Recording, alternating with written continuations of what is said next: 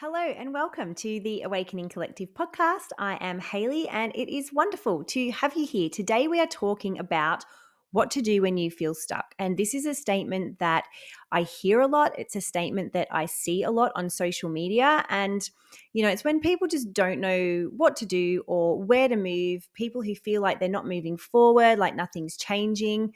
And all of these statements are really, really common as we heal and grow. And I think most people feel this in those initial stages of awakening when the bottom's falling out. For those of you who have already had your dark night of the soul, we understand what it feels like to have all those beliefs falling away, to have a lot of emotional upheaval, to have all the things that you grew up to believe challenged. And so I think sometimes it can be very hard for us to just sort through the fog of emotion, all the beliefs that are changing, and all of this contributes to those feelings of being stuck. So, firstly, it's important to clarify what feeling stuck actually means to you. So, when you say feeling stuck, is it a mindset problem? Are you stuck on a decision that you want to make? Are you feeling stuck because your emotions and your energy is full of chaos and you can't kind of decipher, what is happening around you?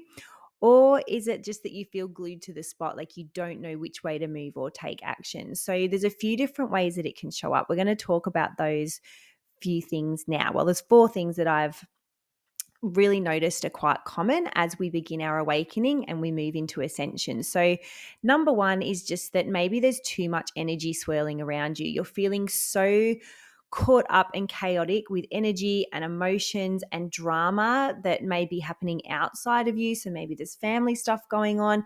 Maybe you're just like it's sort of that feeling of overwhelm. So there's a lot going on around you. You're very busy. And yeah, just your emotions, your mind, everything feels really all consuming. And so we don't really know what to do. We don't know where to turn. We just feel like we're stuck in the middle of a whirlwind and we can't get out. So that's kind of a way that we feel stuck. We're just kind of like trapped in this chaos. The next thing is number two, around decision making. So are you stuck in making a decision? Do you have a choice between A and B or A, B, and C? And you're just not quite sure what decision to make. So whether that be around a job, somewhere to move, what you're doing with your kids' school. So that's another way that feeling stuck can show up. Number three, that you've been healing and you've been doing all the things. You've been doing all this really deep, great work, but you just don't feel like you're getting anywhere. You're looking on the outside and going, nothing is changing in my life. I've been doing ancestral work. I've been doing deep inner child work. I've been working on my mindset, but nothing's actually different. And so you kind of feel like your life's just at this stagnant bit where you feel like you're not actually getting anywhere. And then the fourth thing is having that same lesson repeating over and over and over and over again. And again, you feel like you've done all the work, but the same relationship keeps coming back to you. You still, you're getting the same lesson with finances, you're getting the same type of boss or whatever it is that's coming up. So that's the different ways that they can show up. So we're going to talk about ways that we can move forward through these and the things that you can do, some tools that you can start to learn to help actually come out of that feeling and step forward. Now, with the chaotic energy, this happens a lot in the initial stages of awakening, like I said before, because of all those beliefs breaking down. You've got a lot of emotional upheaval, a lot of trauma coming to the surface. And it's a very, very difficult time to be in that initial stage of awakening. But this can also show up as we begin to ascend. And I talked, I'm pretty sure it was last week, about the cycle of ascension and the difference between sort of that initial awakening and then having to move out of that awakening pocket and actually step into the cycle of ascension. And I'll just quickly recap that because it's an important thing as we come into how to move through these things, especially when it comes to healing and feeling like you've been doing all the healing and you just want it to end. Healing does not stop. If you're stepping into ascension and expansion and you want as a soul and you're here as a soul to really ascend your soul, to help ascend the planet, there will always be healing. It doesn't stop. With every new up level of frequency that you embody, there will be another level and layer of healing. So that's why it's so important with these tools that I'm talking about today to learn, so that as you move through this cycle, you can do it with more ease and flow. So, what are the tools that we can start to learn and use to help us with this? And again, I'm going to say it, it's all about connection, you guys. I know that I sound like a broken record, but it really is. If you have started your awakening, if you're heading into ascension and you are not taking the time to sit in stillness and learn about your energy, learn about the way that you work, connect to your higher self or soul self, to your aspects of self, really starting to strengthen your intuition. If you are not doing these things, you are going to continuously struggle. So when it comes to, like I was saying, with the energy swirling and having all of that feeling of chaos within your field, sitting in stillness and tapping into your energy is really important, because we need to discern what is ours and what is somebody else's. What drama and emotions are we taking from somebody else and having them mix up with ours and starting to maybe even make them our own.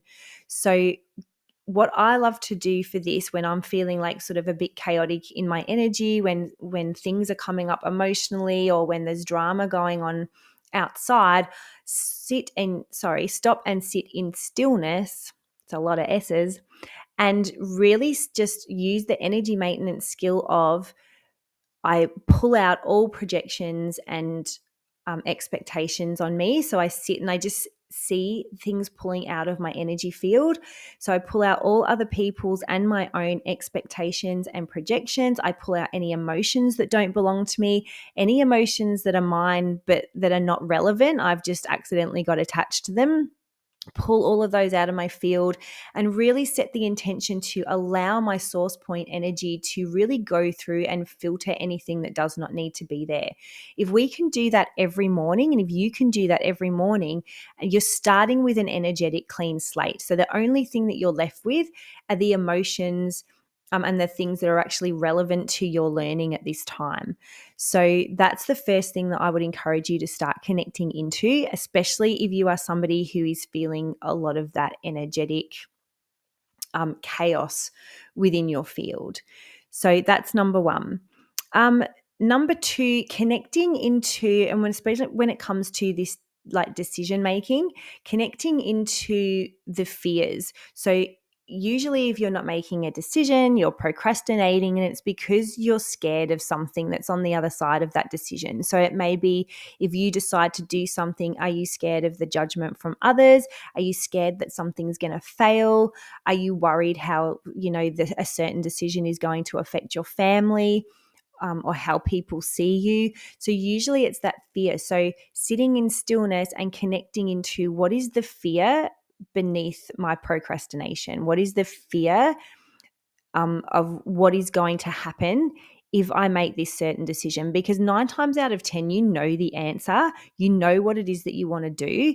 It's just you're not taking the action because of, like I said, this fear that's sitting underneath.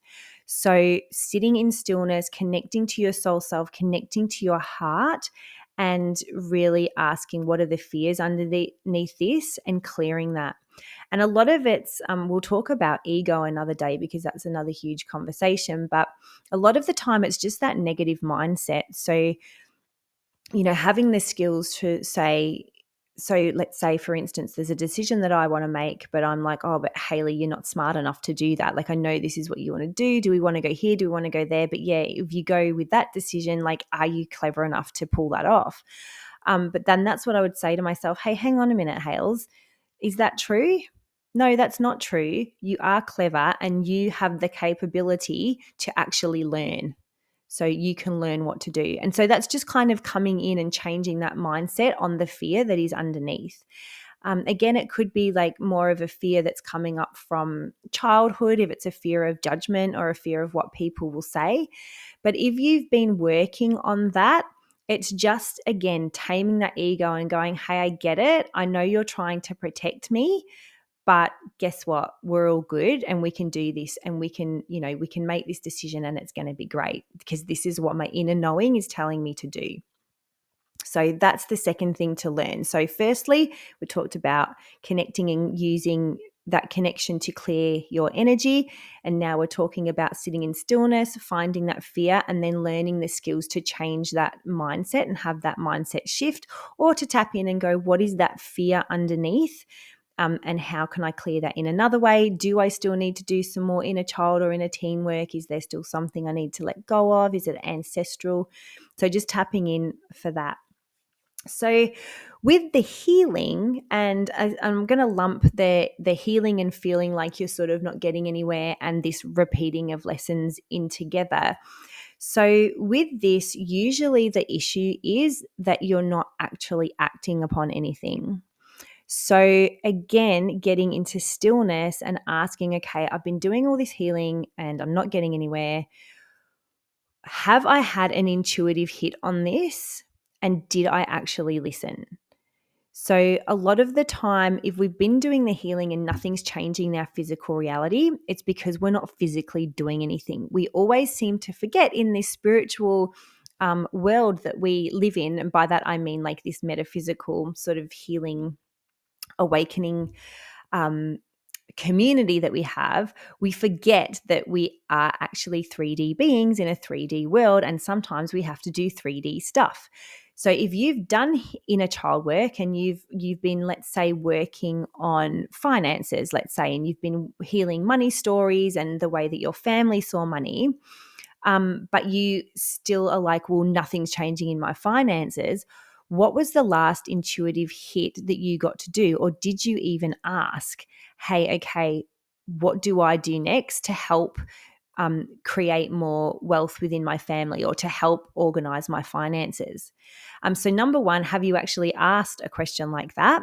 Number two, when you got the intuitive hit and they said, start putting 5% of your wage into a savings account and don't touch it, have you actually started doing that? Or did you go, oh, yeah, I'll do that, and then forget about it? Because all this healing that we're doing and all this, emotional trauma that we're getting through, these ancestral wounds that we're clearing, it's great and it's fantastic. But if you're not actually going to then take that wisdom and actually embody, integrate, and implement it into reality, nothing is going to change. So I want you to think about, if there's a place where you're stuck in your healing, or you feel like the healing that you've done isn't reflecting your current reality, what is the last intuitive hit that you got on an action to take, and have you actually taken it?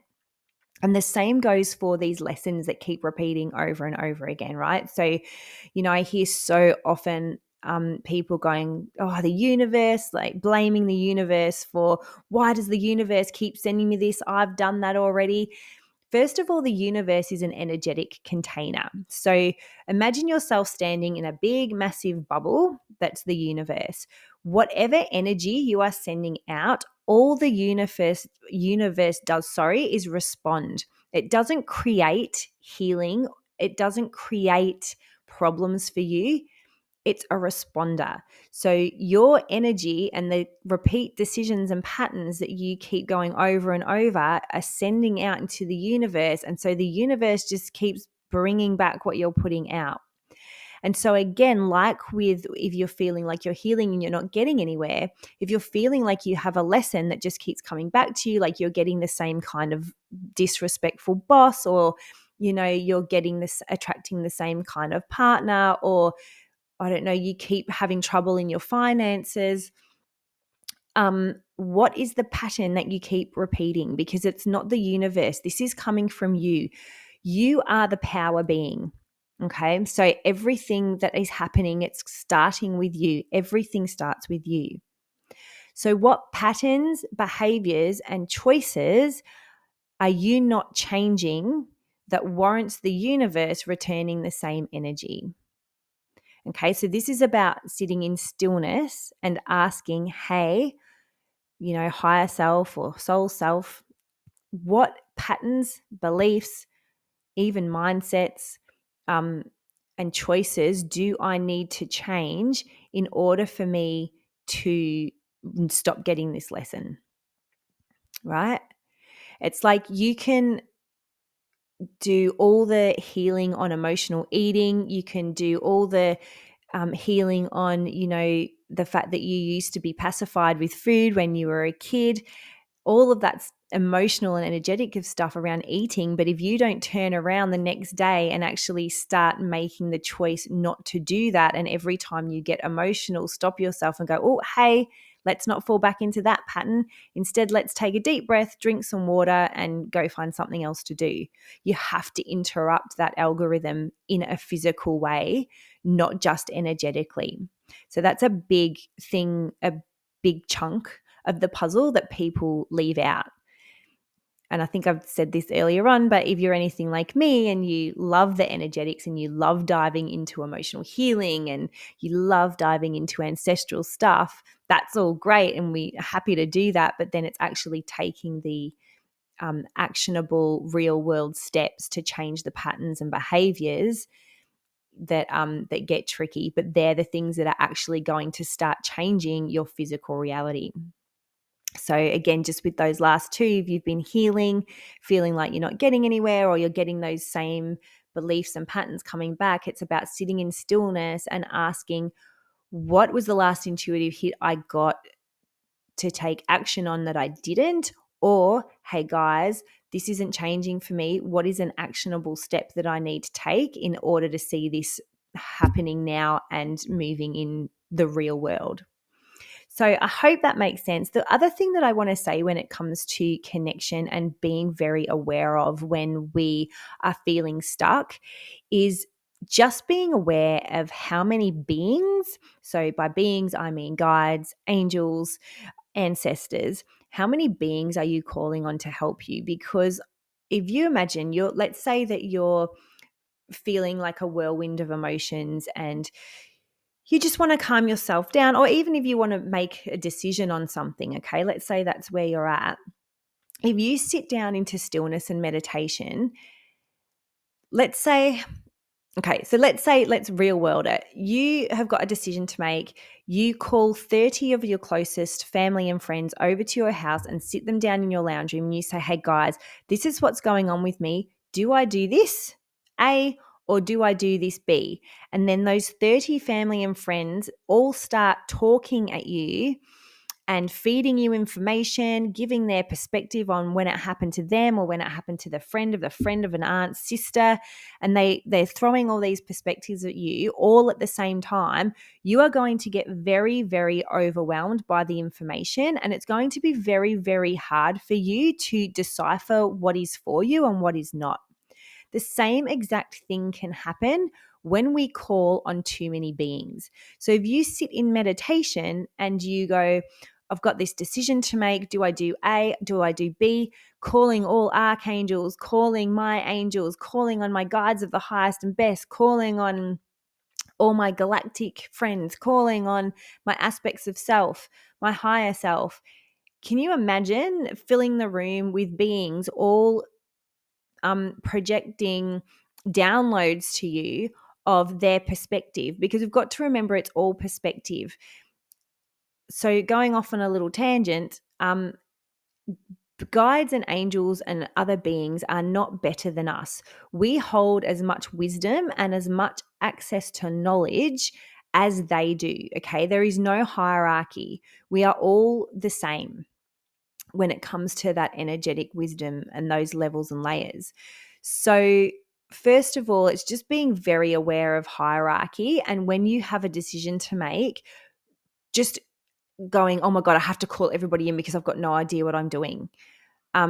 So just being really aware of that. But if you've got all of these beings, if you've got a decision to make and you're inviting all of these beings into your space and they're all flowing their perspective at you of what you can do and things, and showing you different things from your past or showing you different ways of being that you could go into, showing you different books or different podcasts that you've heard that you should listen to. That's a lot of information coming in at once. So first of all, if you're in this place of feeling stuck, sit in stillness and just connect to you. Connect to your soul self or higher self, whatever it is that you identify it as, or, and just call on that first and sit in stillness, connecting to your own body and say, what is happening here? What do I do? If you're still struggling, call on one guide or angel of the highest and best that can help you specifically for this situation. Just one, and get one little hit at a time, because we don't think about the fact that calling in all of those guides and all of those beings and all of that energy can actually create more overwhelm and more distortion in our field. So I hope that makes sense. But I hope you've got some good tools today. It really is getting back to those foundational basics. So when you're feeling stuck. So getting down into sitting in stillness for 5 minutes, connecting into your energy, connecting into your emotions, learning how to maintain your energy field, learning how to ask questions, and most importantly, learning how to actually follow that intuition. Trust that intuition, because things are not going to change in your reality, and you're not going to come into that next cycle of ascension if you haven't embodied, integrated, and actually taken action on what you're learning.